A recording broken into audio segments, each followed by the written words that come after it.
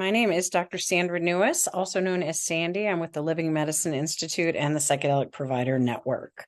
And this is a study that we just posted on the Psychedelic Provider Network that is just beyond exciting. So this is really what those of us in the psychedelic assisted psychotherapy world have really essentially been waiting for. What has happened is that MAPS, the Multidisciplinary Association for Psychedelic Studies, has completed in collaboration with the research team, originally led by Michael and Annie Mithofer, and now expanding into a variety of different settings, has completed stage 3 clinical trials and have published the results.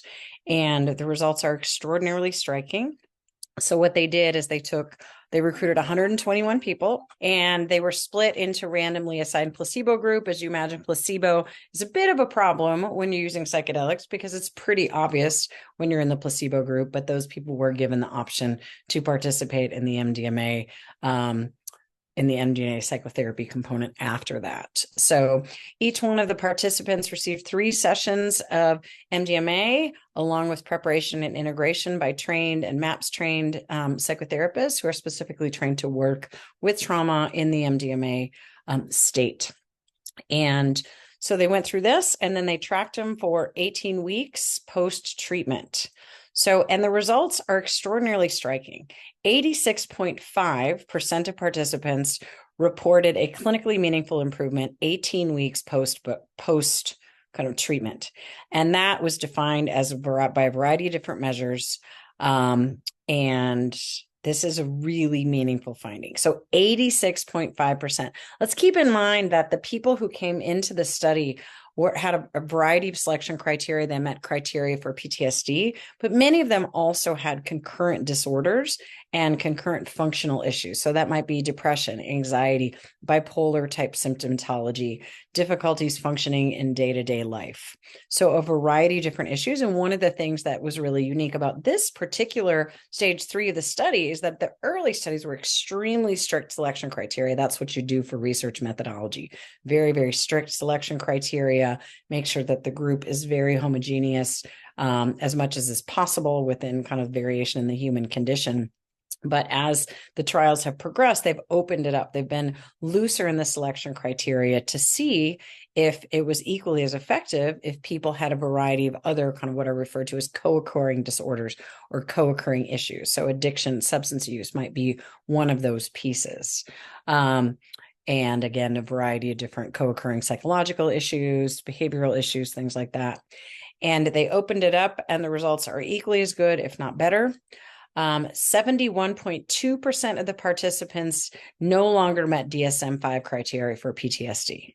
Okay, so 71.2% no longer met criteria for PTSD. Now, the placebo group had that as well, 47.6%. So there is something about the placebo group also received therapy. So there is something about the therapy process that obviously helped with that. But that's a really significant difference, 47.6 to 71.2.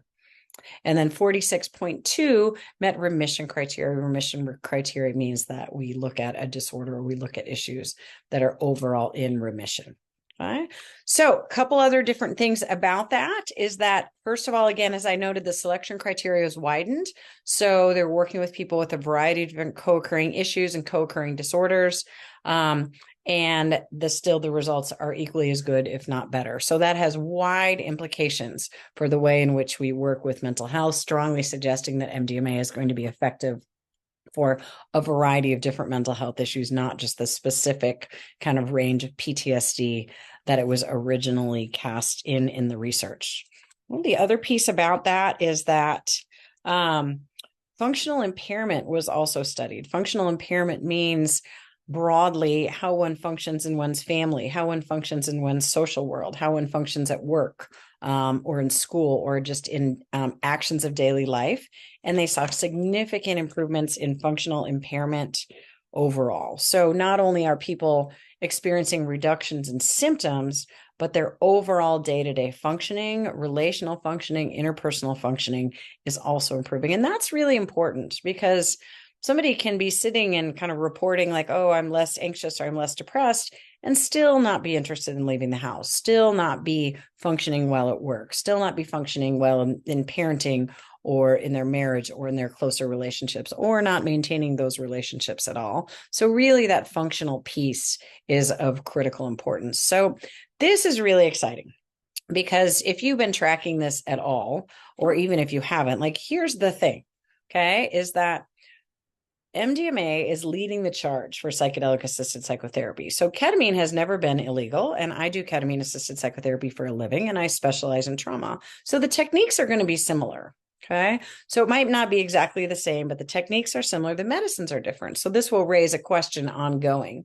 Do specific medicines work better for specific disorders? But we're not clear on that, because the role of the therapist is really important in all of that.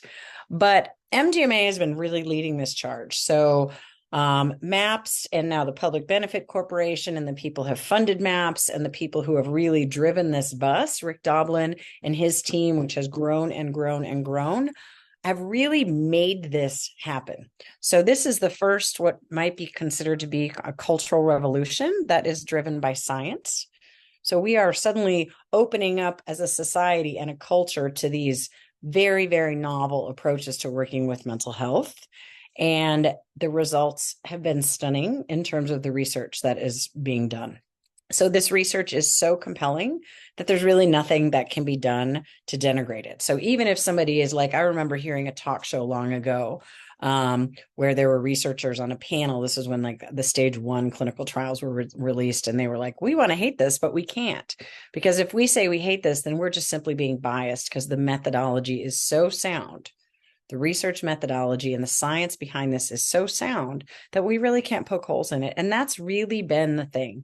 Exceptionally well-designed research, kind of to the T, for psychological science, for clinical science, looking at taking all of the different variables that might account for the results and taking those into consideration. As one of my mentors, Dr. Tom Borkovic, would say, he was like, we have to be able to rule out alternative hypotheses. So they took that, we ruled out the alternative hypotheses. They've done large sample studies over and over again. We've been looking at this across the world, across different settings, and the results are undeniable. So this is really exciting.